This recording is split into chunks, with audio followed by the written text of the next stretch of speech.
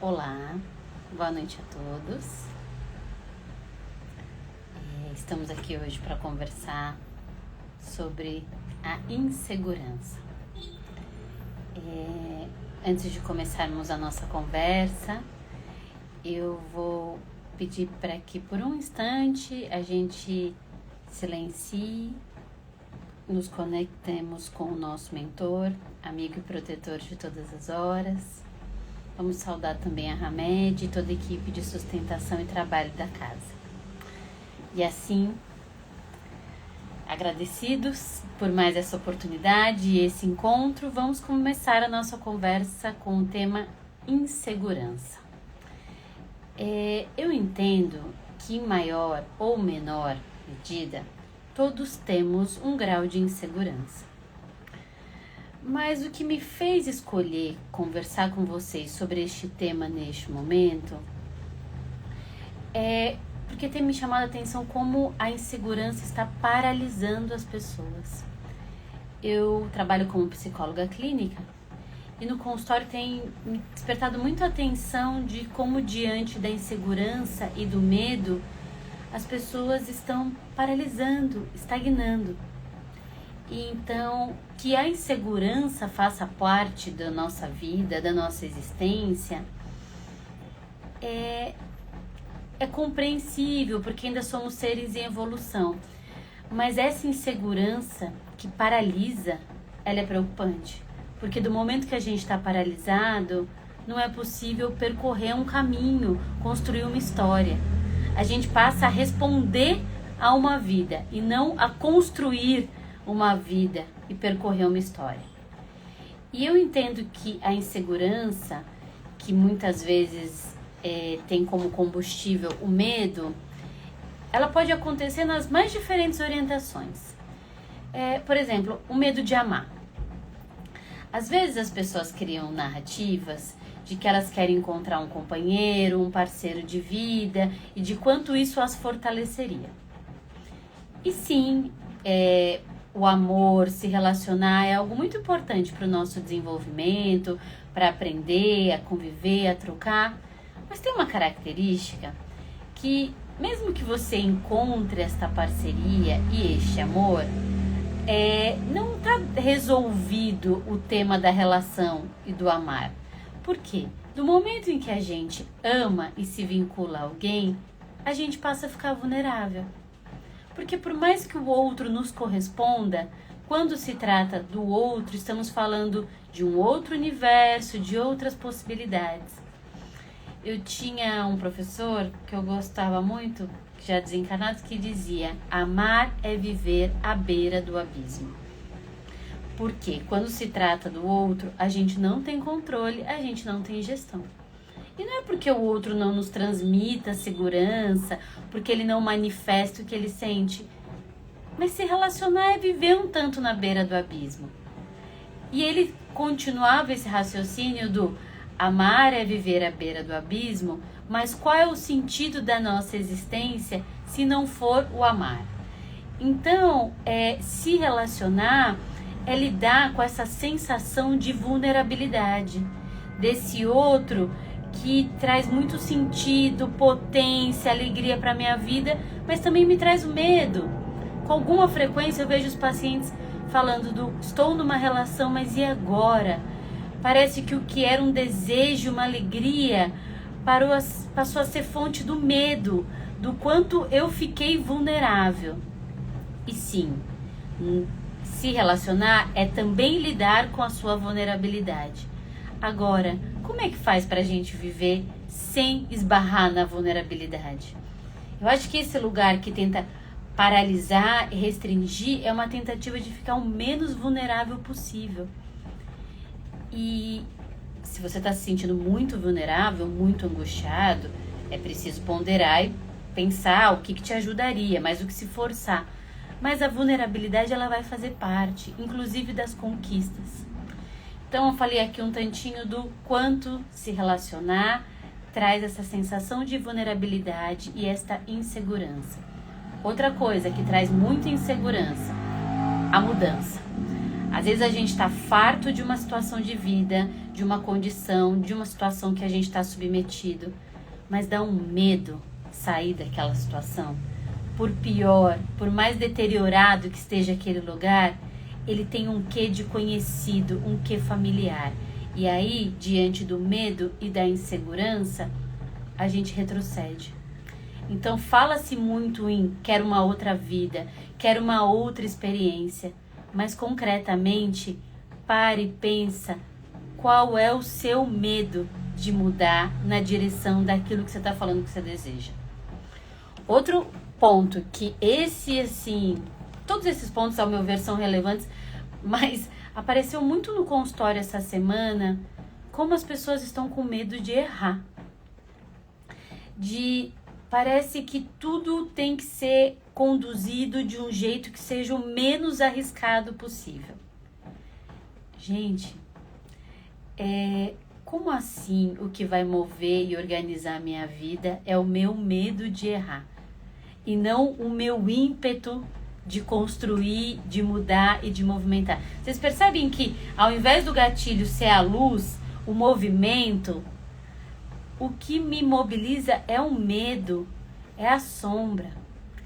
E aí a gente tem tanto medo da frustração de um desfecho ruim, e tanto receio de como é que eu vou lidar com aquela frustração, com o gosto amargo do erro, que eu não sei, mas ao meu ver, eu acho que o medo que antecede a escolha, ele é mais cruel do que a frustração. Porque enquanto a gente está pensando na mudança, a cabeça, ela pensa tantas variáveis, tantos riscos, tantas possibilidades, que isso atordoa, às vezes, muito mais do que o fato em si, do que deu errado. Então, o medo do erro, às vezes, maltrata muito mais do que a frustração em si. Porque quando você faz algo errado, é agradável? Não, mas quando você faz algo errado, aí você tem um fato para lidar. Tá dado, aconteceu, tem uma situação e agora, a partir daquilo, eu vou ter que lidar. Quando você fica no medo de escolher e movimentar, você fica nesse universo de possibilidades que atordoam a cabeça. Mas é muito interessante que pareça menos ofensivo ficar nesse lugar do medo do que propriamente viver a frustração. Que mundo é esse em que errar se tornou uma coisa tão absurda? Quando errar é extremamente constitutivo. A gente não tem como passar por essa existência sem errar. E assim, parte do se tornar mais curioso, mais cara de pau com a vida, é a capacidade de lidar com mais flexibilidade com o erro. O curioso, a pessoa que experimenta, aquela que arrisca. Eu adoro o termo cara de pau. Porque é isso, é tipo, quando você tá cara de pau, você tá tentando algo quando às vezes você nem tem todo aquele repertório ou todo aquele conhecimento. Mas poder ser mais cara de pau, se jogar um pouco mais na vida, é conseguir comportar o risco de não dar certo. Em contrapartida, se eu paraliso porque o erro é o que de pior pode me acontecer, cadê minha curiosidade? Aonde entra minha criação? Entende? Quando tudo fica muito contido e reprimido. E, pessoal, nem tudo que forma uma pessoa é aquilo que deu certo. Às vezes, o que forma a gente nasce do que deu ruim. Eu não sei, tô pensando aqui um pouco na minha história. Eu, em um dado momento da minha vida, trabalhava numa empresa e vivi uma questão pessoal que me deixou muito fragilizada. E aí, aquilo, eu olhava pra minha vida e falava, cadê eu, assim? Onde eu me encontro? Eu peguei e falei, peraí, como é que eu faço pra dar mais sentido? Aonde eu experimento? Então, esse risco, essa coisa cara de pau, de se lançar na direção de algo que às vezes você nem tem todo esse repertório, é fundamental. É aquilo, às vezes, que te move na direção que é algo que vai fazer sentido, que vai construir uma história. Porque, às vezes, o que forma a gente é exatamente aquilo que foge do domínio, essa coisa do aprendiz. E o aprendiz, inevitavelmente, vai errar. Não dá para ser aprendiz, para viver uma nova experiência, para construir algo sem se colocar no lugar do aprendiz. Ah, não, eu posso me preparar, eu posso estudar, ótimo. Só toma cuidado, porque às vezes o que eu ouço, e eu acho que também já fiz isso comigo, parece que eu sempre tenho que estudar mais. Para começar aquele trabalho naquele formato, eu sempre tenho que ter mais um curso, mais uma qualificação, mais uma validação, e aí talvez nunca esteja pronto para. Por isso, a condição de aprendiz, ela é um estímulo e não uma fragilidade. E a gente vai ser aprendiz em vários momentos da nossa história. E ao invés disso ser assustado, trazer medo, olha a beleza da vida quando nos é dada a possibilidade de recomeçar e de aprender novas coisas. Cada ciclo que se completa, a possibilidade de se viver uma nova experiência ou de se agregar naquilo que fazia até então. O aprendiz, ou tem uma palavra também que eu gosto muito, o amador, que vem daquele que ama. Então o amador não é um fracassado, um insuficiente, o que não dá conta. Um amador é aquele que está colocando amor em uma ação. Diante disso, o erro é um efeito secundário e não a referência da minha escolha, se eu vou me mover ou não. Então, eu vejo gente com muito potencial ouvindo consultório, gente querendo construir, viver, mas me dizendo pode dar errado. Sim, pode dar errado. E o trabalho aqui não é que eu te convença que o erro não está no caminho, mas e se der errado? Quanto você já não é mais tão frágil e vulnerável para lidar com esse erro? A gente tem um instinto de sobrevivência, a gente não é tão frágil assim. Se colocar no mundo, se jogar, ser um pouco mais cara de pau e ver aonde a gente vai, aonde o nosso ser, o nosso desejo, a nossa alma caminha.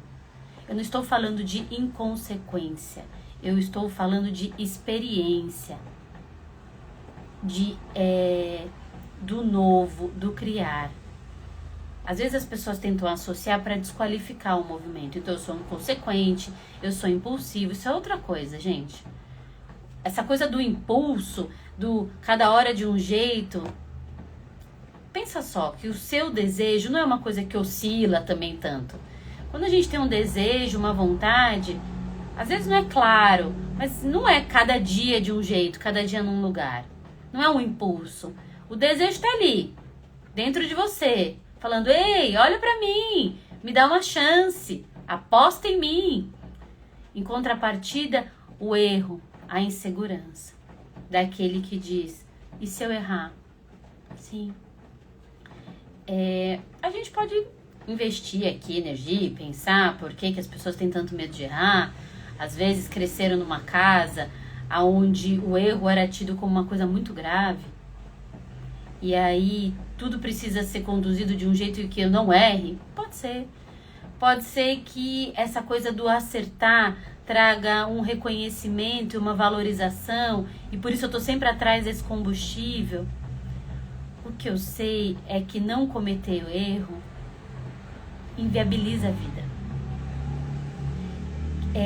Experimentar, brincar com esse lugar do amador, daquele que põe o amor. E diante disso, uma conversa consigo mesmo aonde eu seria amador? O que teria de mim o meu interesse e o meu amor? Porque aí, ainda que eu viva um revés, tenha uma frustração, eu vivi, eu apostei, eu pus amor. Gente, já é frustrante quando dá errado. Mas assim, não sei vocês, mas eu já vi. Quando dá errado algo que a gente nem queria tanto fazer? Eu fico muito brava comigo. Falando assim, se desse errado, pelo menos pela minha escolha, era um desdobramento. Mas além de tentar atender ao entorno, ainda deu errado. O gosto é ainda mais amargo. Então estávamos falando da nossa insegurança de amar, da nossa insegurança da mudança, da insegurança de cometer erros. E agora vamos falar de mais uma, que é a insegurança da solidão. De alguma forma, às vezes a solidão vem nos visitar. Seja porque a gente está numa fase de transição, numa separação, num momento difícil. Acho difícil que a gente não tenha passado por momentos de solidão, pelos mais diversos temas. E aí, talvez, para não reviver ou pelo medo da solidão, tá aí, outro lugar que eu retraio, deixo de fazer para garantir que eu tenha a companhia de algo ou alguém. É uma tentativa de me proteger? É uma tentativa de me proteger. Só que no bastidor isso é uma grande cilada. Porque se eu tô fugindo da solidão e topo ficar com alguém para evitar isso, quando não tô sendo fiel a mim, eu fico sozinha mesmo em meio às outras pessoas.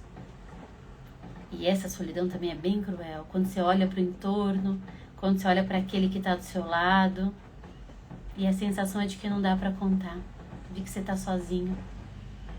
Então, às vezes a gente foge tanto da solidão e a gente alimenta a solidão que acontece ali, na parceria, na relação, no casamento. A solidão não é um sentimento agradável, não quero convencer do contrário. Eu só gostaria de ponderar com vocês o que é realmente estar só. Porque às vezes o estar só com você te dá a possibilidade de uma nova direção. Enquanto estar só numa relação difícil, deteriorada, doente, te aprisiona. Agora vamos lá, o medo de falar. Que acho que é um tanto disso também, né? E se eu falar, as pessoas vão gostar de mim? As pessoas vão querer ficar perto de mim? Talvez não. E se eu disser não, vou me desobrigar, vou falar, olha, entendo o seu problema, mas ele não é meu. Eu respeito a sua situação, mas infelizmente você se colocou dentro desta gaiola e não sou eu a outra pessoa que vai te tirar. Isso não é ser indiferente, mas é entender que as pessoas também têm que assumir a responsabilidade delas pelas escolhas dela. Eu costumo dizer o termo adulto funcional. A gente passa por dores, dificuldades, mas a gente tem que ser adultos funcionais e sustentar o desdobramento das nossas escolhas. Se eu estou dizendo para ser amador, para ser aquele que se coloca no lugar do aprendiz, é porque eu, de alguma maneira, vou ter que lidar com o risco e com o efeito da minha escolha. E eu vou ter que estender isso também ao outro, que quando faz as escolhas dele, vai ter que se haver. Não no sentido de se lesar, viu aonde Deus deu mal. Não é sobre isso. Mas é entender que cada um também tem um percurso. Por mais que a gente conviva, individualmente cada um está enfrentando seus desafios. Então, quando eu falo um pouco desse lugar a insegurança, são muitos os temas que trazem insegurança. E às vezes a gente está mais inseguro com uma situação, com outra, o que é normal, compreensível. Mas eu quero que vocês ponderem e prestem atenção se tem alguma insegurança que esteja paralisando vocês. Porque se tem algo te paralisando, esse algo não vai bem. Ter medo, ter receio, negociar, faz parte. Agora, paralisado a gente não consegue construir a nossa vida. Quando a gente paralisa, a gente não consegue amar. A gente não consegue construir as mudanças. Às vezes existem reveses grandes e o medo fica muito forte. Tudo bem, ter um recuo, ter um silêncio, mas permanecer neste lugar inviabiliza a vida. Inviabiliza que a gente volte para o nosso lugar de amador, aquele que ama. Então, é um tema muito vasto. Eu quis desenvolver um pouco esses tópicos de insegurança, porque eu entendo que são elementos assim, né, assuntos que aparecem com mais frequência. Como eu disse para vocês, essa história do cometer erros me chamou muito a atenção, de gente com muita capacidade, gente muito interessante, com receio de cometer erro e sobretudo me dizendo que tem muito receio que o outro veja que eles estão errando. Gente, o outro olhando para mim, vendo que eu tô errando? Talvez. Mas vou dizer também que em vários momentos as pessoas nem estão olhando pra gente. É muito mais uma referência mental de não querer ficar vulnerável, de não querer ser visto na falha. Deixar de fazer aquilo que eu gostaria, o que eu acho que vale o risco, porque vão me ver. É muito pouco sobre o amor e muito mais sobre a imagem, a insegurança. Enfim, eu acho que era um tanto do que eu queria conversar com vocês hoje. Eu agradeço a oportunidade e desejo uma boa noite e um ótimo final de semana a todos.